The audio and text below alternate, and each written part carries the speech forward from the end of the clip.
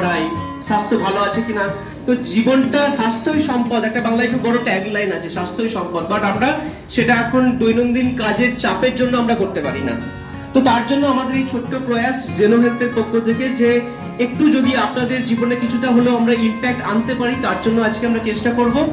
তো এরপরে আমি বলবো যে রোগের বিপরীতে যাওয়ার প্রচেষ্টা কেন, কারণ ওষুধ খেলেই কিন্তু হবে না।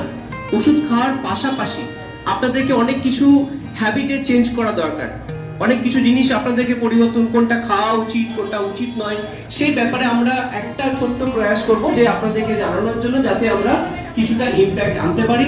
আর সব থেকে বড় কথা হলো আপনাদের এই পাটানগর, থমাস বাটাজি 1937 এই জায়গাতে নামকরণটা হয়েছিল।